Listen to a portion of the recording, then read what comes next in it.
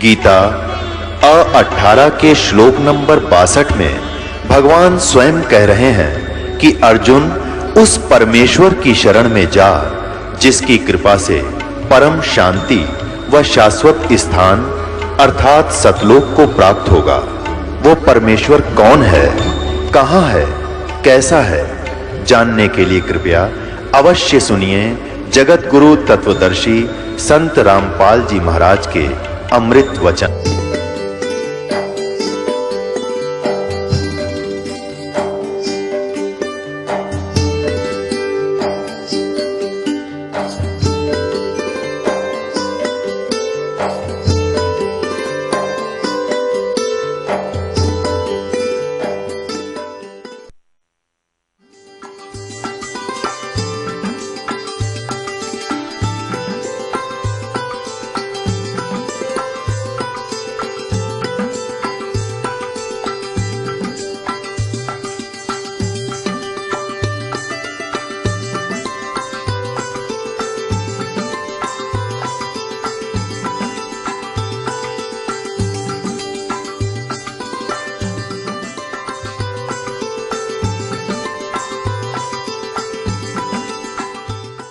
ब्रह्मा जी ने पूछा, प्रभु आप देवताओं के अध्यक्ष, जगत के स्वामी और भूत भविष्य एवं वर्तमान सभी जीवों के एकमात्र शासक हैं। भगवान फिर आप क्यों तपस्या कर रहे हैं और किस देवता की आराधना में ध्यान मग्न है? मुझे असीम आश्चर्य तो यह हो रहा है कि आप देवेश्वर एवं सारे संसार के शासक होते हुए भी समाधि लगाए बैठे हैं। ब्रह्मा जी के विनीत वचन सुनकर भगवान श्री हरि उनसे कहने लगे कि ब्रह्मन सावधान होकर सुनो, मैं अपने मन का विचार व्यक्त करता हूँ। देवता, दानव और मानव सब यही जानते हैं कि तुम सृष्टि करते हो, मैं पालन करता हूँ, संकर संहार किया करते हैं। किंतु फिर भी वेद के पारगामी पुरुष अपनी युक्ति से यह सिद्ध करते हैं कि रचने, पालने और संहार करने की यह योग्यता जो हमें मिली है, इसकी अधिष्ठात्री शक्ति देवी है, यानी दुर्गा है।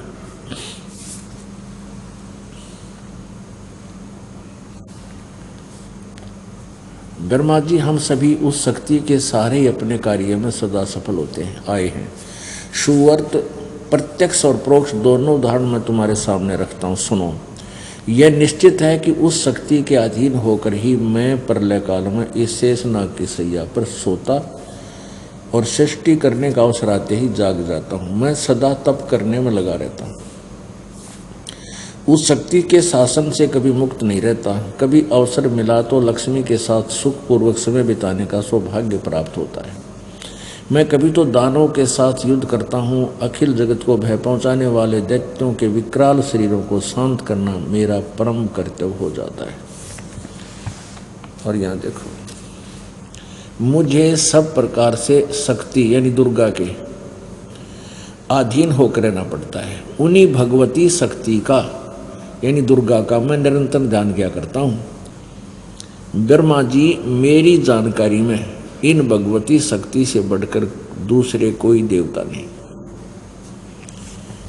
अब भगवान विष्णु जी ने फाइनल कर दिया कि मैं दुर्गा से ऊपर किसी भगवान को नहीं जानता, किसी देवता से परिचित नहीं हूं, और मैं दुर्गा की भक्ति करता हूं।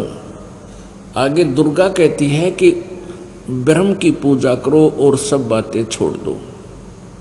देखना, इससे सिद्ध होगा कि ब्रह्मा, विष्णु, शिव जी और नारद और व्यास जी, नारद जी और व्यास जी, इनको किसी को भी भक्ति मार्ग का कैसे का पता नहीं था। आगे देखना, ये 7वां स्कंध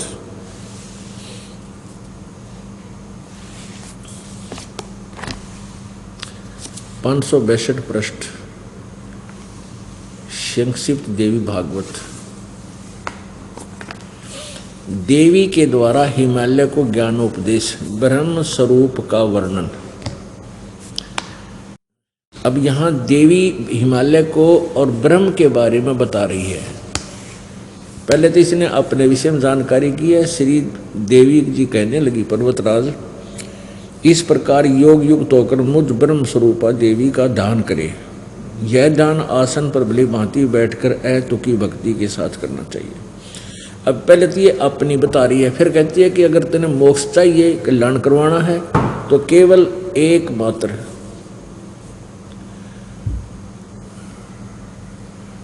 उस ब्रह्म का स्वरूप क्या है। अब कहती इस ब्रह्म की क्या स्वरूप है, यह बतलाया जाता है।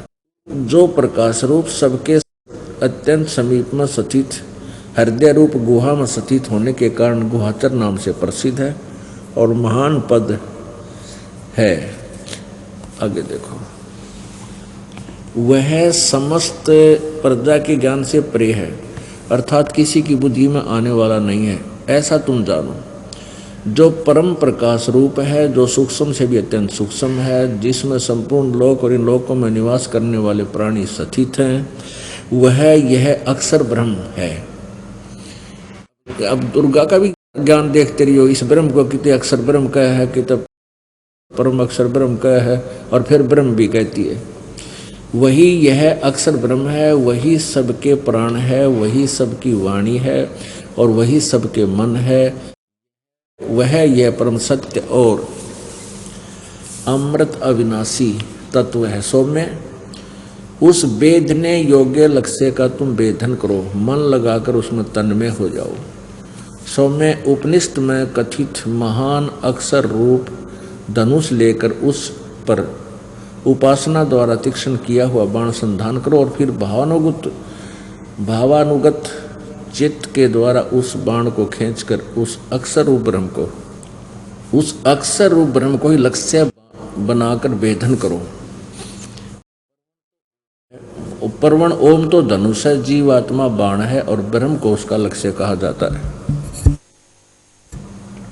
अब इसमें स्पष्ट कर रही है दुर्गा कि उस एकमात्र परमात्मा को ही जाने, दूसरी सब बातों को छोड़ दे।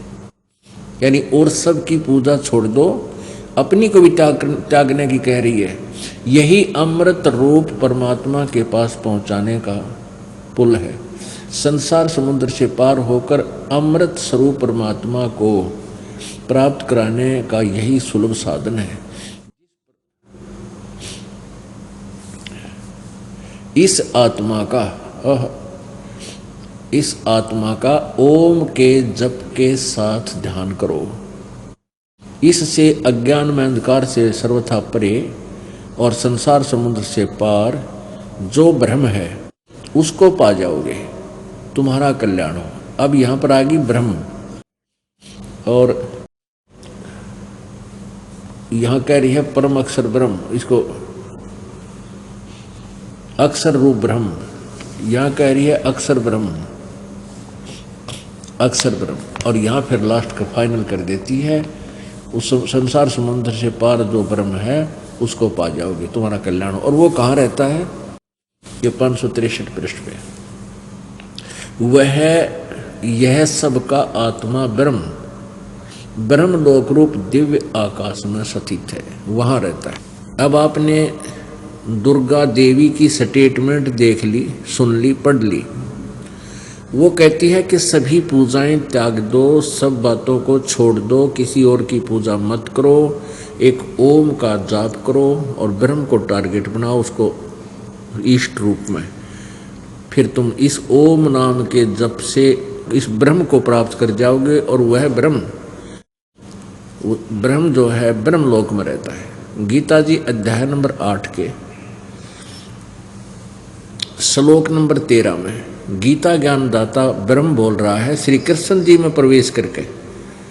वो काल, इस ब्रह्म को काल भी कहते हैं। वो कह रहा 8 में जाएगा 13वें श्लोक में कि ओम इति एक अक्षरम ब्रह्म व्यवहारन माम अनुसमरन ये प्रयाति तजन देहम स याति परमाम गति। मेरा एक अक्षर ओम मुझ ब्रह्म का, माम ब्रह्म मुझ ब्रह्म का,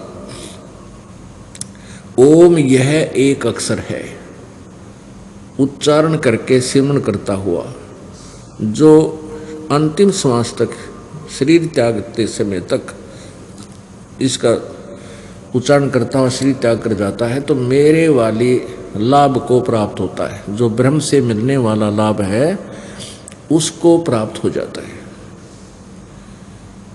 अब इससे सिद्ध हो गया कि गीता ब्रह्म बोल रहा है श्री कृष्ण जी में प्रवेश करके।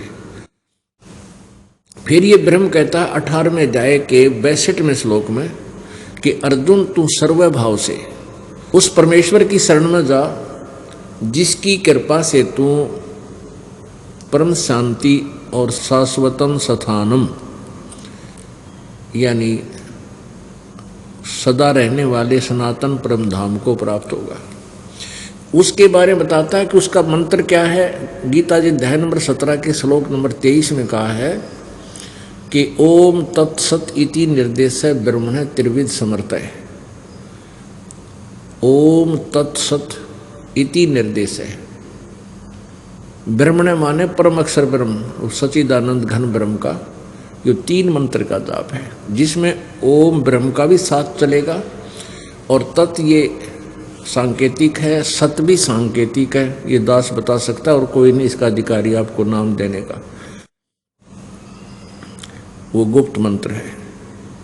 तत् ये अक्षर ब्रह्म का है और सत ये परम अक्षर ब्रह्म का है। गीता जी अध्याय नंबर 8 के श्लोक नंबर 1 में अर्जुन ने गीता ज्ञान दाता ब्रह्म से पूछा कि हे भगवान, आपने गीता जी अध्याय नंबर 7 के श्लोक नंबर 29 में कहा है कि तत् ब्रह्म उस ब्रह्म को जानकर और सारे अध्यात्म ज्ञान को समझकर और सभी कर्मों से परिचित हो जाने के उपरांत वह व्यक्ति केवल जरा और मरण से, बुढ़ापे और मृत्यु से ही छूटने का प्रयत्न करता है। तो किम तत्ब्रह्म, उस तत्ब्रह्म को जानने के बाद प्राणी यहाँ से जरा और मरण से ही छूटने का प्रयत्न करता है, तो वो तत्ब्रह्म कौन है? 8वें अध्याय के प्रथम मंत्र में पूछा है। अर्जुन ने कहा कि किम तत्ब्रह्म, किम अध्यात्म, किम कर्म पुरुषोत्तम। इसका उत्तर गीता ज्ञान दाता ब्रह्म ने 8वें अध्याय के 3रे मंत्र में दिया है श्लोक में कि वह परम अक्षर ब्रह्म है, जो गीता ज्ञान दाता ब्रह्म से अन्य है।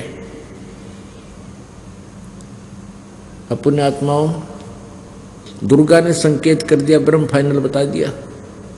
अब ब्रह्म ने परम अक्षर ब्रह्म फाइनल बता दिया, परम अक्षर ब्रह्म। लेकिन उस परम अक्षर ब्रह्म की साधना के विषय में गीता ज्ञान दाता भी परिचित नहीं है, वो भी अल्पज्ञ है।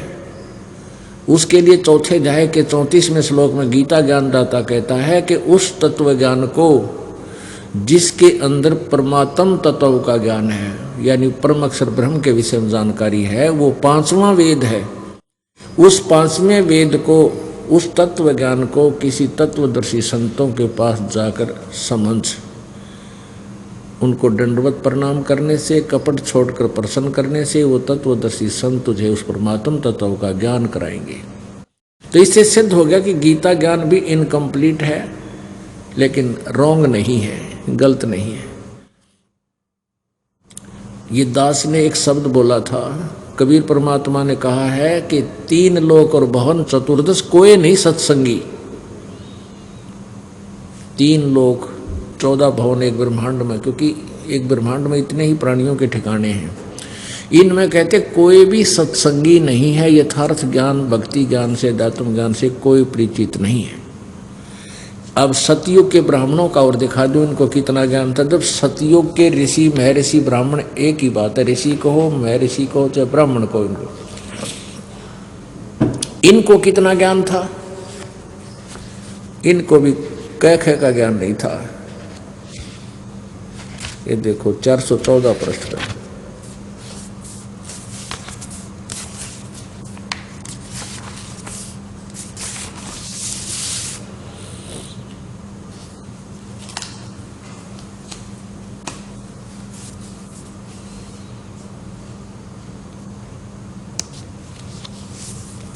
ये देखिएगा 6ठा स्कंध,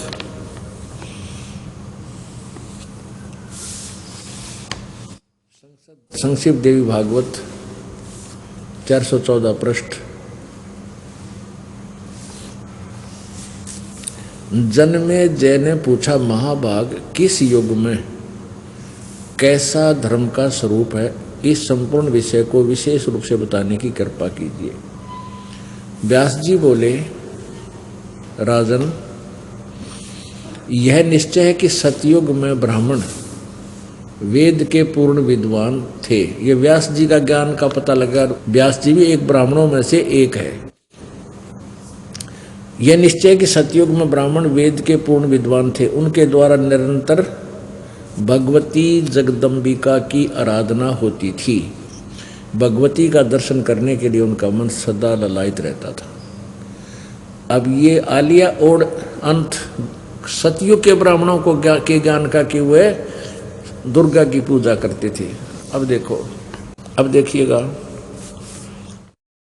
इसी का यहाँ पढ़ रहे थे हम, यहाँ पढ़ा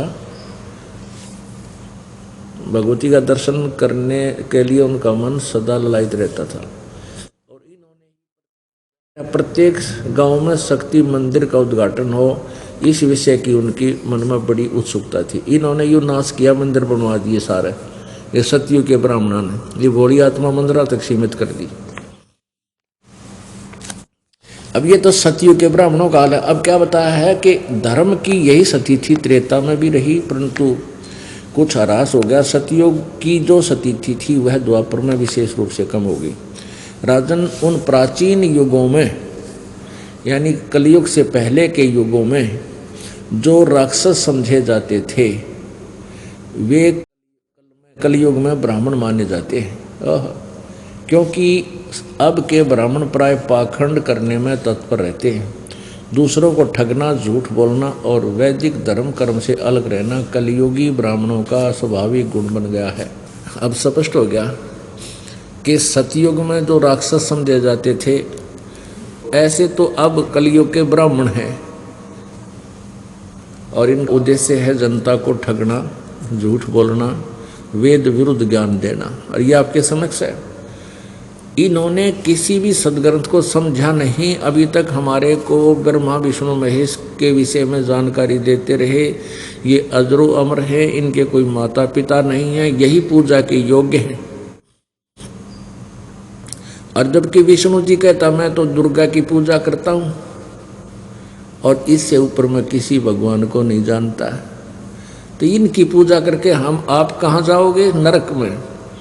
भूत बने, पितर बन गए, फिर उनके श्राद्ध निकलवाने लग गए यही नकली ब्राह्मण गुरु।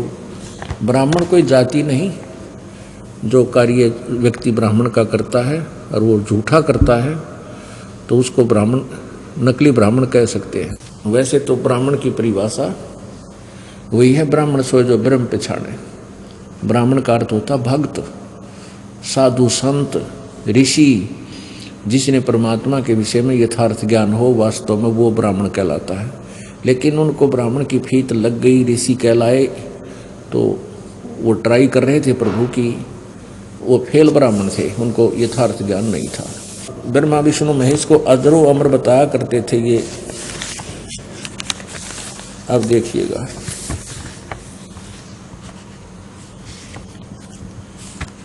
देवी भागवत में बहुत अच्छा निर्णय दिया हुआ है।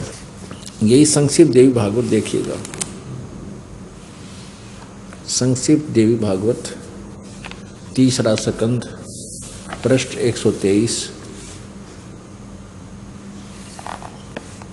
या भगवान विष्णु जी दुर्गा के बारे में जानकारी दे रहे हैं। पृष्ठ 123 पे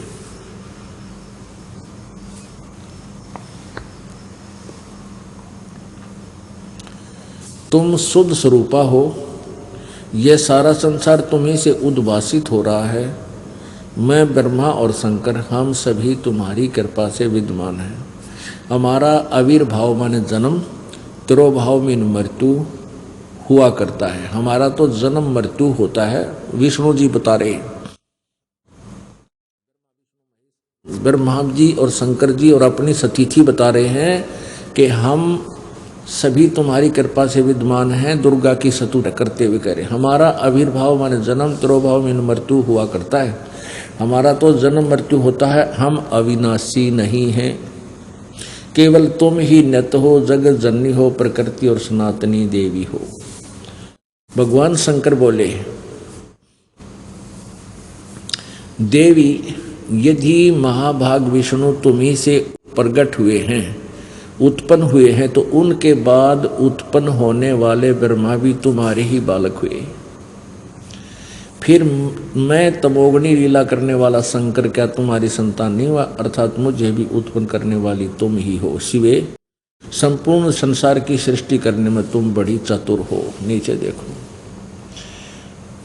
इस संसार की सृष्टि सती थी और संहार में तुम्हारे गुण सदा समर्थ हैं। उन्हीं तीनों गुणों से उत्पन्न हम, यानी रजगुण ब्रह्मा, सतगुण विष्णु, तमगुण शिव जी, नियमानुसार कार्य में तत्पर रहते हैं।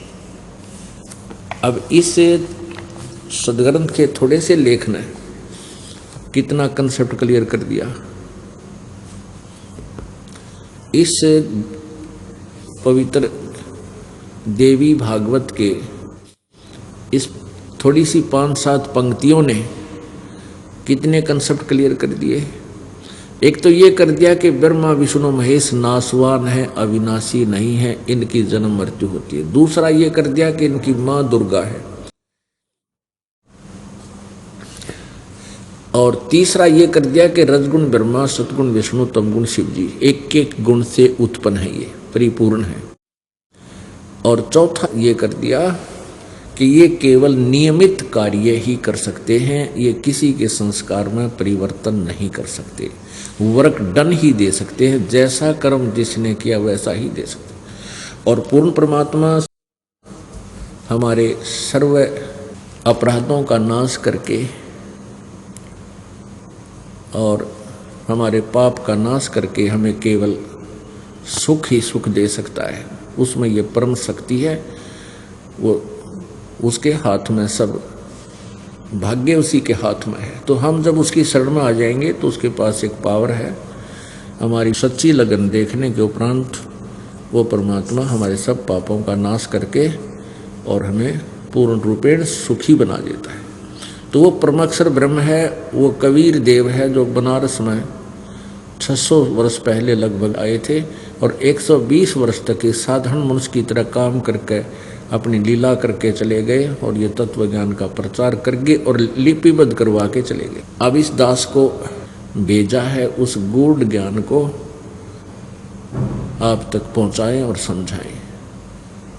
अभी तक न तो कबीर पंथी इस गूढ़ ज्ञान को समझ सके और न ही उनके पास यथार्थ भक्ति विधि है, जिस कारण से वे भी परमात्मा की प्राप्ति नहीं कर सकते। उन सभी को यहाँ आकर इस दास के पास आकर के उपदेश दीक्षा लेनी पड़ेगी, क्योंकि एक समय में गुरु एक ही होता है, सतगुरु एक ही होता है। क्योंकि परमात्मा कबीर जी जब स्वयं आए थे उनके 64 लाख शिष्य थे और उन्होंने स्वयं ही सबको उपदेश दिया था और किसी को भी अपने पैरेलल समय में उपदेश का अधिकारी नहीं बनाया था। तो इससे सिद्ध है कि एक समय में सतगुरु एक ही होगा। बाकी ते नकली गुरु थे, तो हमें भ्रमित कर रहे थे, इनके पास कख भी नहीं था भक्ति का।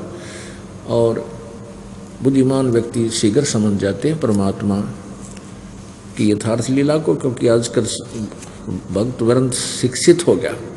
शिक्षा का मूल उद्देश्य परमात्मा का यही था कि ये शिक्षा ग्रहण करके जिन सदग्रंथों को ये सच्चा मानते हैं उन्हीं में परमात्मा की महिमा आंखों देख ले वो क्या बताते, और उनको क्या लोकवेद सुना रखा था, क्या दंत कथा सुना रखी थी, फिर अपने आप भिन्नता हो जाएगी और भिन्नता हो करके फिर ये अपने आप मुझे पहचान लेंगे। वैसे तो पुण्यात्माओं शिक्षा की कतई आवश्यकता नहीं थी। इस शिक्षा के अंदर अनेक दोष हैं, चतुर बना देता है, बेईमान बना दिए, हमारे को इतना गिरावट में आ गए हम। और पिछले इतिहास को देखो, शिक्षा केवल एक वर्ग ग्रहण करता था जो ब्राह्मण कहलाते थे, वो भी इसलिए कि हम वेदों को समझें, वेदों सदग्रंथों को पढ़ें समझें और जनता को सत्संग के दौरान उनका यथार्थ ज्ञान उनको बता दें। फिर इस गीता जी में लिखा है कि शिक्षित और अशिक्षित दोनों परमात्मा प्राप्ति कर सकते हैं।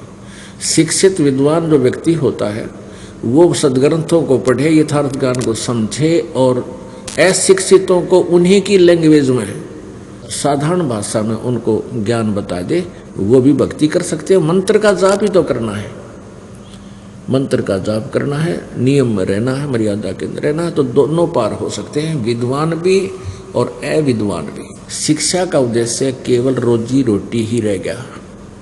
उद्देश्य उसका यही होता है कि सरकारी जॉब में लगी तो कई हजार रुपये पेंशन होगी, और नहीं तो अपने प्राइवेट क्लिनिक बनाऊंगा तो उसमें भी खूब कमाई कर सकता हूँ, 2 के 20 बना लूँगा, 2 के 100 बना लूँगा, ये उद्देश्य होता है। ऐसे ही बच्चे पढ़ते हैं कोई किसी भी उस उद्देश्य से, ठीक है, जहाँ उनका दाव नहीं लगता, वो पोस्ट कुछ ऐसी हैं तो वो तो अपने आप सौभाग्य है उनका कि जो जहाँ उन्होंने 2 नंबर का काम करने का चांस नहीं, अन्यथा सभी की यही टेंडेंसी बन गई वर्तमान में कि रिश्वत को उन्होंने अपना एक अंग बना लिया। और पहले क्या था कि रिश्वत को विष मानते थे, विष है भी, लेकिन अनजानपने में इस विष को अब खाना प्रारंभ कर दिया, जिससे किसी के घर में शांति नहीं, किसी के भी घर में। रिश्वत का पैसा, लूट का, चोरी का, ठगी का, मिलावट का, ये पैसा जिस घर में प्रयोग होता है उस परिवार को विष देने की आवश्यकता नहीं पड़ेगी। एक समय ऐसी स्थिति उस परिवार की आ जाएगी। तो इस तत्व ज्ञान से, सत्संग से हमें पता चलता है कि कौन से कर्म करने चाहिए, कौन से ना करने चाहिए।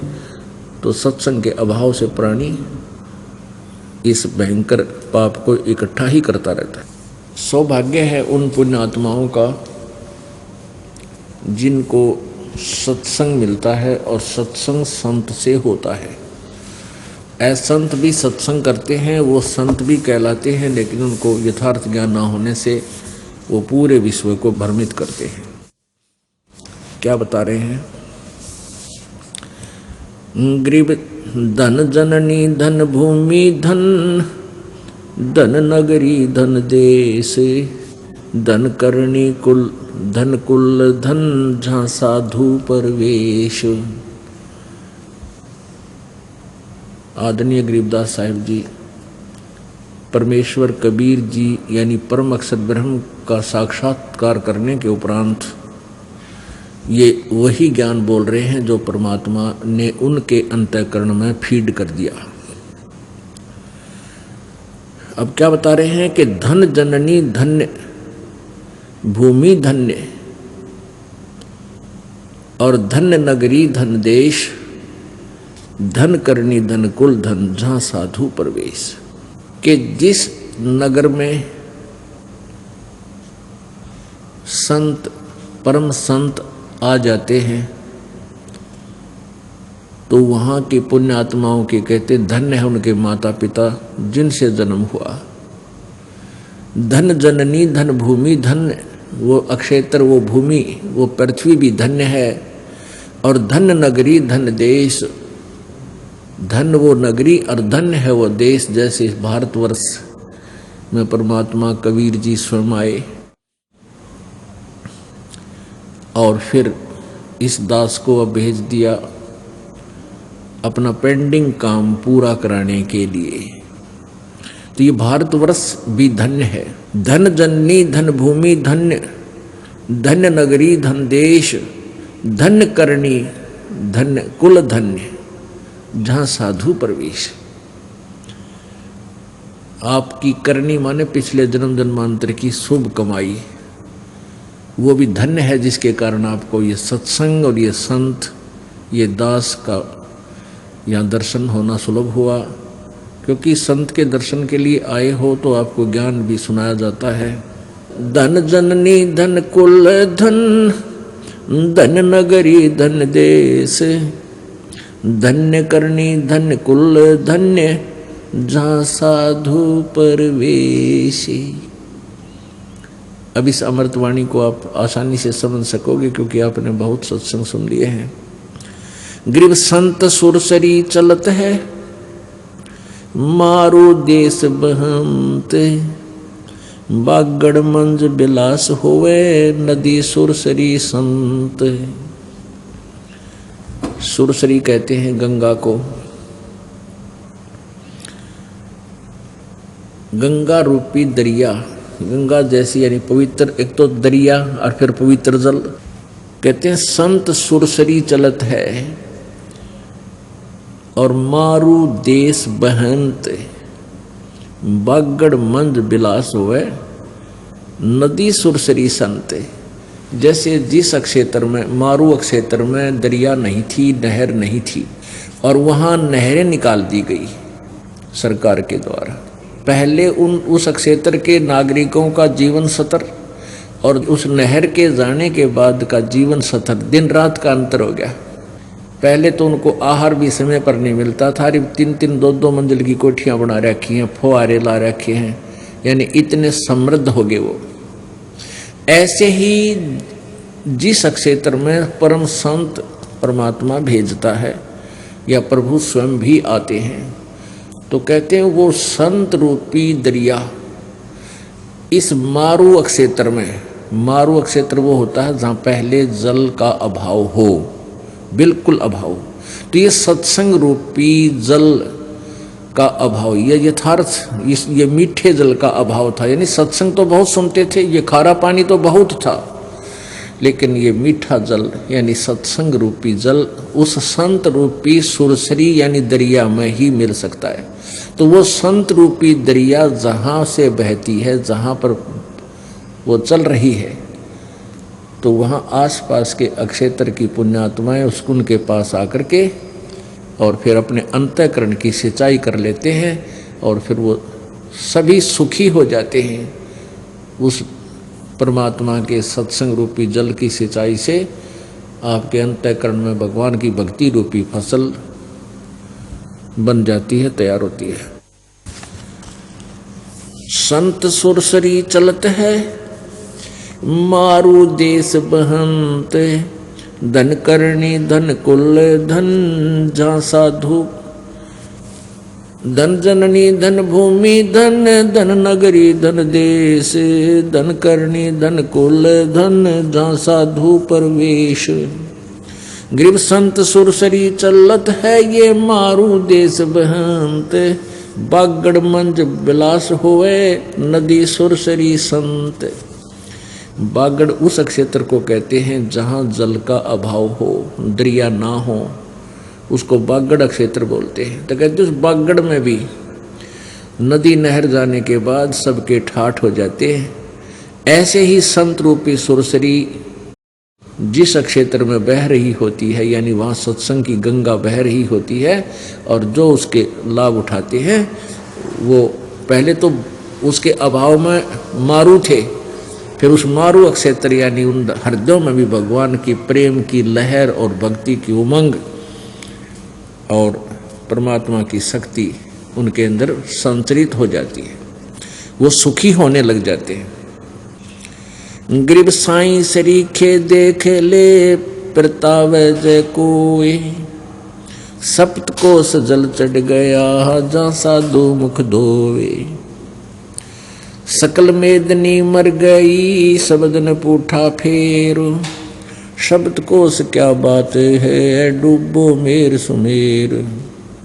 ग्रीब ऐसे साधु संत जन पार ब्रह्म की जात, सदा रते हरि नाम स्यों अंतर नाही गात। ग्रीव साध अगाध अपार जन परमानंद सो प्रीत, कहवत के तो संत है वे अवगत अलख अतीत। महिमा की जय संत की तन मन धन सब दे, सिर मांग टाला नहीं मोर ध्वज लख ले। अपने आत्मा इन नकली संतों ने ओरिजिनल संतों की भी महिमा को डाउन कर दिया। इस वाणी में, अमृत वाणी में, सूक्ष्म वेद की अमृत वाणी में क्या बताया है कि महिमा की जय संत की तन मन धन सब दे। ओह, संत अगर आपको मिल जावे, कहते हैं उनका सत्कार कर, उनको तन मन धन न्योछावर कर दे, और सिर मांगे, शीश भी मांगे तो टाला नहीं, मना नहीं करे।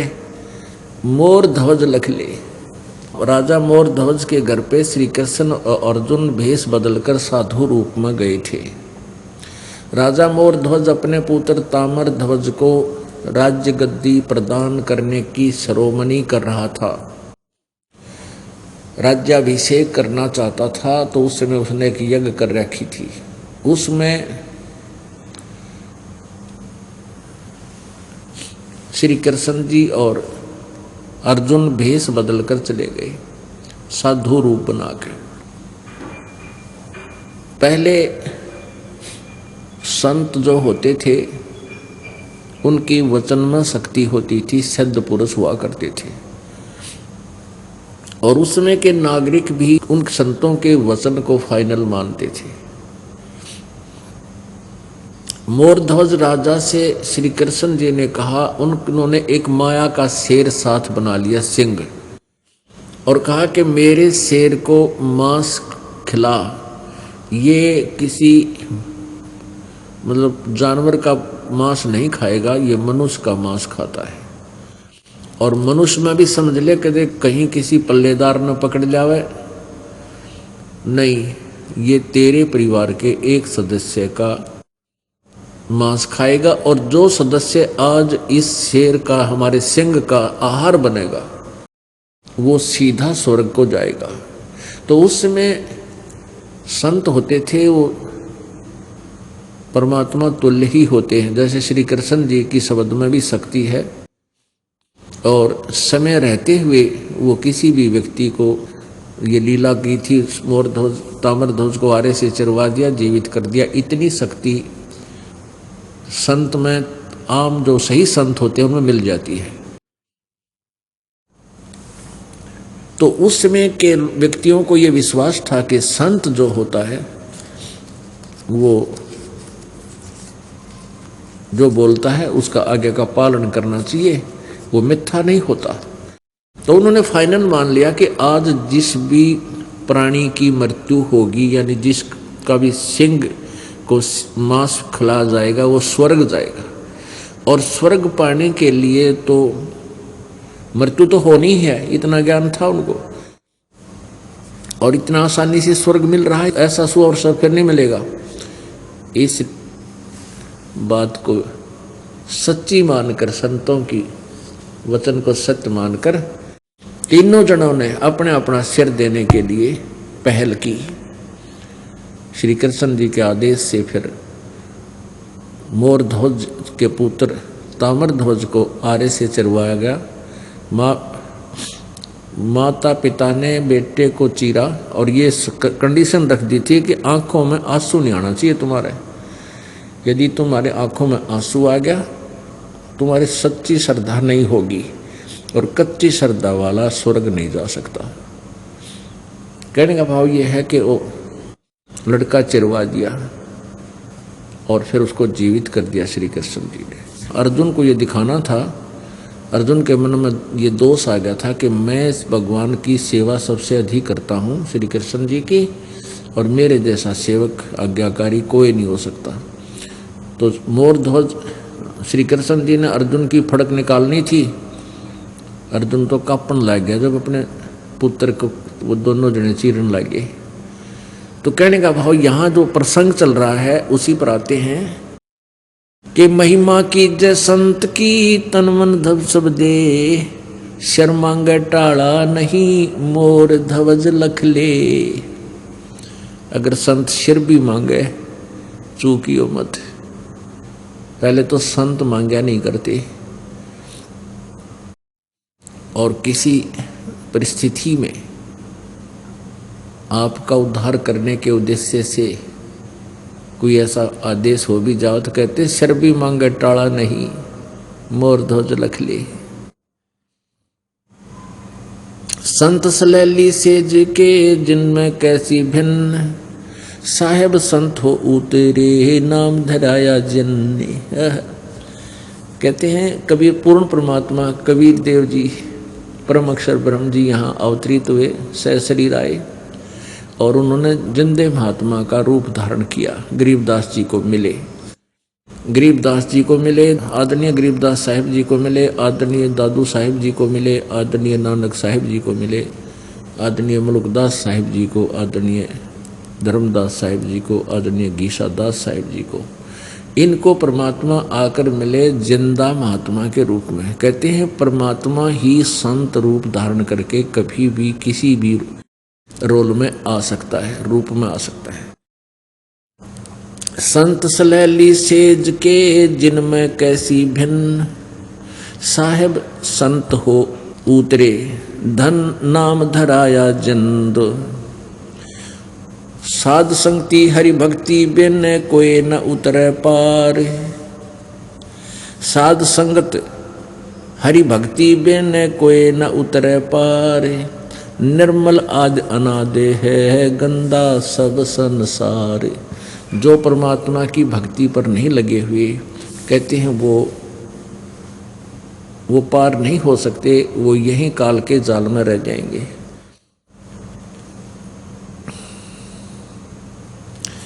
साध साध सब कोई कहें साध सुमत से जान, और कुमत कुमावे जीव है जैसे जल पासान।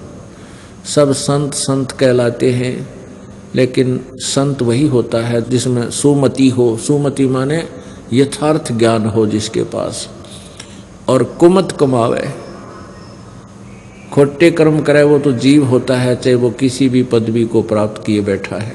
कुमत करावे कुमावे जीव है जैसे जल पाषाण। साध साध सब को एक है साध सुमत से जान, कुमत कुमावे जीव है जैसे जल पाषाण। जो जल में पाषाण है बीजत नाही अंग, चकमक लागे अग्नि है कहा करे सत्संगे। अब क्या बता रहे हैं कि जैसे पत्थर को और जल में डाल दे, चाहे समुद्र में डाल दे, दरिया में डाल दे, और उसको चाहे 100 वर्ष के बाद निकाल लो, और निकाल कर फिर उनको एक दूसरे से टच कर दो, नो की नो चिंगारियां फटेंगी, उसमें से चिंगारी निकलेगी, वो शीतल नहीं हुआ। तो क्या बताते हैं कि जो निकम्मी आत्मा है वो ज्ञान सुनते भी हैं, सत्संग करते भी हैं, और साधु संत भी कहलाते हैं। उनको 10-10, 20-20, 30-30 वर्ष भी हो गए सत्संग सुनते करते कराते साधु संत बनियाने, और फिर भी जरा सा उनको छेड़ दे आग पटेगी, इतना क्रोधित हो जाएंगे, पता नहीं के शराप दे दें, कितना बुरी तरह जुल्म करते। जैसे एक समय कुंभ का पर्व हुआ, हरिद्वार के अंदर हर पैड़ी पर भी का संयोग हुआ। वहाँ स्नानार्थ ये साधु संत, जिनको हम संत कहा करते थे, वो साधु संत वहाँ चले गए स्नान करने के लिए। ये तीनों गुणों के उपासक, ब्रह्मा जी, विष्णु जी, शिव जी के। तो ब्रह्मा जी के पुजारी तो बहुत कम होते हैं, वो तो एक ही था, जैसे हिरण्यकशिपु था, उसने भी कितने जुल्म किए। अब वैष्णु तो हैं विष्णु जी के उपासक, वैष्णु संत, और ये नाथ, कनपाड़े, नंगे, ओगड़ जिसने कहे, नागे जिसको बोलते हैं, और ये गिरी पुरी, ये सारे शिव जी के उपासक हैं, तमगुण शिव जी के। तो वहाँ क्या होता है, जब ये कुंभ का पर्व लगता है, स्नान करने के लिए तीर्थ पर जाते हैं, तो अपने अपने ग्रुप में गिरी अलग, पुरी अलग, ये नागा न्यारे, नाथ अलग, कनपाड़े न्यारे, और वैष्णु अलग से, ये अलग अलग ग्रुपों में आप अपने उनमें चले जाते हैं समुदाय में। फिर स्नान के समय ये सभी चलते हैं स्नान करने के लिए, काफी वर्ष पहले की बात है।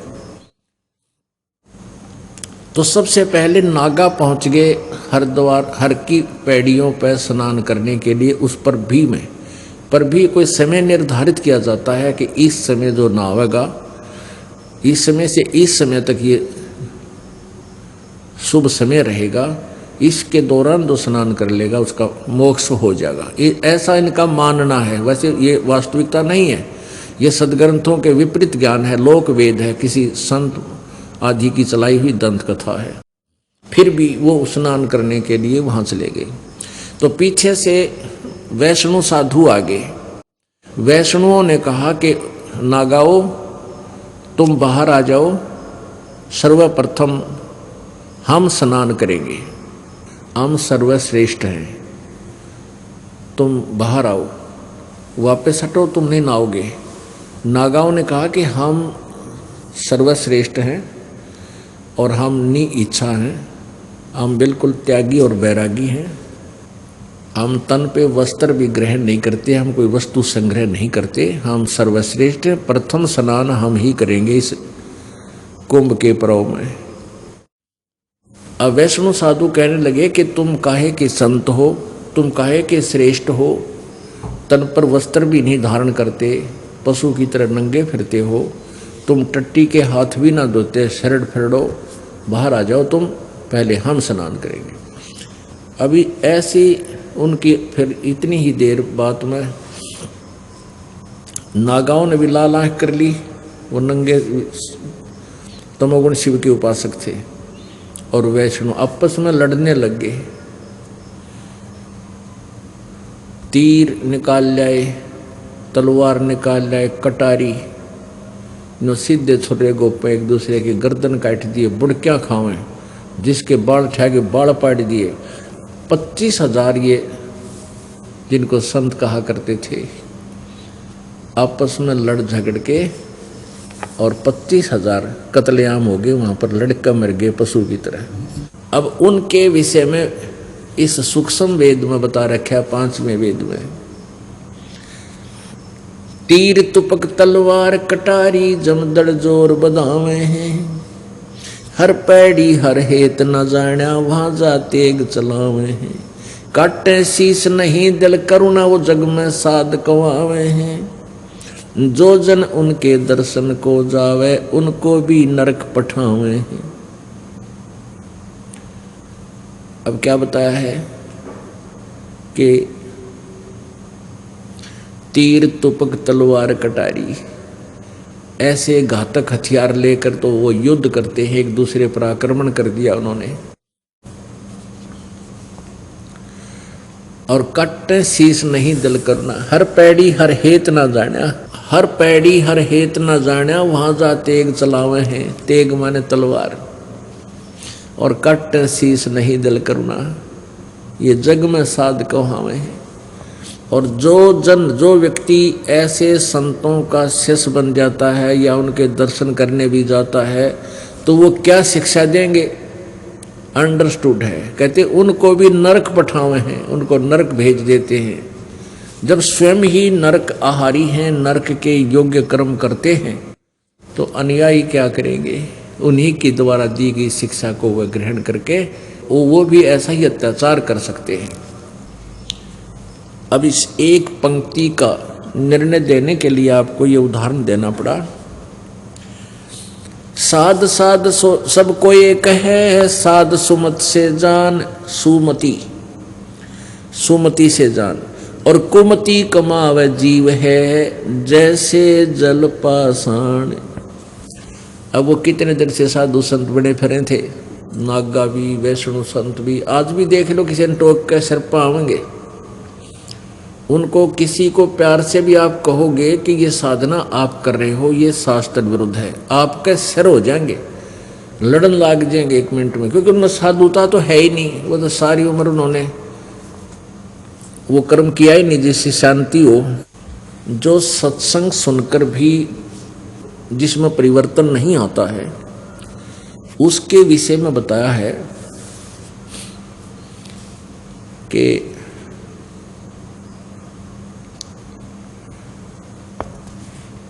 कोट वर्ष कर संगत संतों की, पत्थर का जल में के बीजे, चंदन बन में रंग ला दे, एक बांस बिटम भी ना सीजे। जो अशांत होते हैं, निकम्मी आत्मा होती है, वो चाहे सारी उम्र सत्संग में आते रहो, वो तो ऐसे हैं जैसे पत्थर को जल में डाल दिया, निकाला, जब एक दूसरे से टच किया, जो कि जो अंगारी उनमें फिर भी है, वो जो का तो दोष भरा पड़ा है। अन्यथा जल में प्रत्येक वस्तु शांत होती है, लेकिन पत्थर का असर नहीं होता। फिर क्या बताते हैं कि वो प्राणी ऐसे हैं चंदन का पेड़ आसपास के सभी पेड़ों को, नीम को भी चंदन जैसी गंध युक्त, सुगंध युक्त कर देता है। लेकिन बांस, ये बम्बू बांस होते हैं, ये भी वहाँ आसपास उगे हुए हों तो बांस के अंदर उस चंदन की महक समाती नहीं, उसमें वो चंदन जैसे गुणों युक्त नहीं बनता। अन्यथा एक चंदन का पेड़ आसपास के अपने सभी साथी दूसरे पेड़ों को भी, इवन नीम को भी चंदन की गंध युक्त कर देता है। उस लकड़ी से भी चंदन जैसी गंध आती है, लेकिन बांस में असर नहीं होता। कोट वर्ष कर संगत संतों की, पत्थर का जल में के बीजे, और चंदन बन में रंग ला दे, पर बांस बिटम भी ना सीजे। तो ऐसे प्राणी जो सत्संग में आकर भी बुराई नहीं त्यागते हैं, उनके अंदर सद्गुण नहीं प्रवेश होते हैं, उनके विषय में कहा है कि वो बांस जैसे है। बांस का बिटम भी होता है जो सुख की महिमा प्राप्त कर कर दुनिया में महिमा बनाए बैठा है, बहुत बड़ा आदमी कहलाता है। जैसे कैसे कहते हैं, गिरिवर जोड़ बड़े हैं ये माया के धनवंत, रावण की जो लुटेंगे जहाँ पाँव हनडे नहीं संत। ओह, गिरवर माने गिरी माने पर्वत, और पर्वतों में भी श्रेष्ठ पर्वत जैसे हिमालय की महिमा बहुत गाई जाती है, एवरेस्ट चोटी की, कि सबसे ऊंचा। इसी प्रकार मान लीजिए कोई माया का धनवंत गिरिवर जोड़ बडेर है, यानी उन महिमा आसपास के क्षेत्र में कोई मंत्री है, मुख्यमंत्री है, प्रधानमंत्री है, राष्ट्रपति है, या कोई वैसे पैसे वाला धनी के रूप में प्रसिद्ध है। कहते हैं गिरिवर जोड़ बडेर है, जो ये माया के धनवंत, ये सब माया के धनवंत। और कहते रावण की जो लुटेंगे जहाँ पाहुंडे नहीं संत, जहाँ संत नहीं जाते, जिनके पाहुंडे माने मेहमान, जिनके पास संत नहीं पहुँचे या संतों का संग जिनको नहीं हुआ, वो रावण की तरह अंत में दुर्गति को प्राप्त होंगे, चाहे यहाँ के संसारिक महिमा उनकी कितनी बनी हो। अपने आत्माओं, रावण का दोष नहीं है वो राक्षस बना, वो दोष है उनके आध्यात्मिक गुरु का। उस आध्यात्मिक गुरु को स्वयं ही ज्ञान नहीं था, रावण के आध्यात्मिक गुरु जी को स्वयं ही ज्ञान नहीं था। उसने वेदों के आधार से, वेदों के ज्ञाता माने जाते थे वो ब्राह्मण, वो गुरु, और रावण को बता दिया कि ये भगवान शिव जी है, यही सर्वेश्वर है, यही महेश्वर है, इसी की पूजा से सर्वलाभ रिद्धि सिद्धि आ जाती है। अब रावण ने गुरु जी की आज्ञा का पालन करते हुए, उनकी बात को सत्य मानते हुए इतना सैक्रिफाइस कर दिया कि अपना यहाँ से काट के, यहाँ से अपनी तलवार से ऐसे काट कर उसके चरणों में समर्पित कर दिया, और उसको भगवान शंकर जी ने वापस दे दिया। फिर 10 बार ऐसे चढ़ा, 10 बार इसको वापस जीवित कर दिया।